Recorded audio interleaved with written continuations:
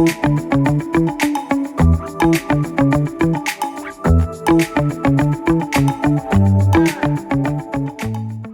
David Roberson, founder of Azella, and on this episode, we're talking about why your website is currently a static graveyard and how to pivot into a growth infrastructure mindset that actually builds enterprise value in the age of AI. If you think your website is a growth tool because you pay a couple $100 a month to keep it online, you're making a dangerous mistake. In fact, you aren't doing marketing at all.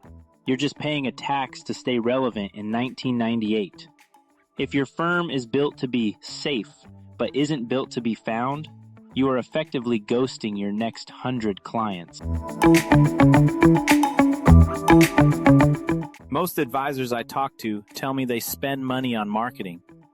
But when we pull back the hood, what they're actually paying for is MarOps, marketing operations. They're paying for hosting, domain renewals, security plugins, and making sure the compliance footer is updated. They're spending maybe $200 or $300 a month. That isn't a growth strategy. That's just keeping the lights on. It's the digital equivalent of paying the electric bill for your office. It doesn't mean anyone is walking through the front door. The hidden problem? You're checking the marketing box in your head while your firm remains invisible to the market. You're maintaining a static graveyard that says exactly what every other firm says: comprehensive wealth management for families. Search engines and AI algorithms don't reward you for having a website that exists. They reward you for having a website that has authority. Before we talk about how to pivot that spin from a maintenance tax to a growth engine, I've got something for you. I put together a digital equity audit.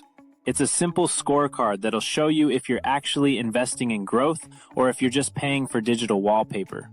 It's over in the show notes. Grab it and see where you actually stand. To move from keeping the lights on to building digital equity, you have to stop treating your site as a sunk cost and start treating it as an asset class. Here is the framework to stop paying the invisible tax and start building infrastructure. Audit the MarOps versus growth split. Look at your credit card statement. If 100% of your spend is on hosting and software renewals, you have zero growth infrastructure. You need to allocate resources toward content and signals, things that actually move the needle. The pivot to niche-first architecture. Stop writing for everyone.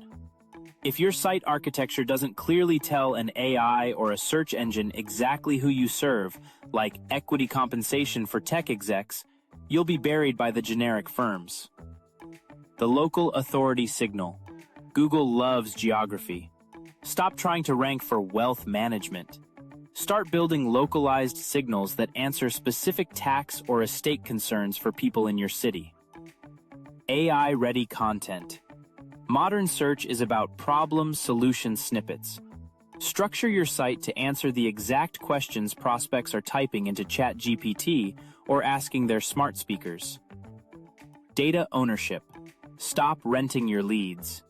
Ensure your infrastructure includes a CRM integration that you own, so you aren't just a tenant on someone else's platform.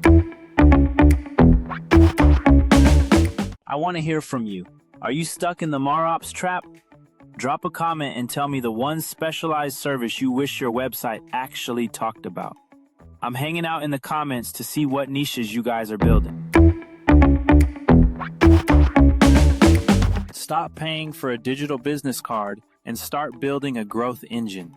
Download that scorecard in the show notes, run the numbers on your own site, and let's start building some real digital equity.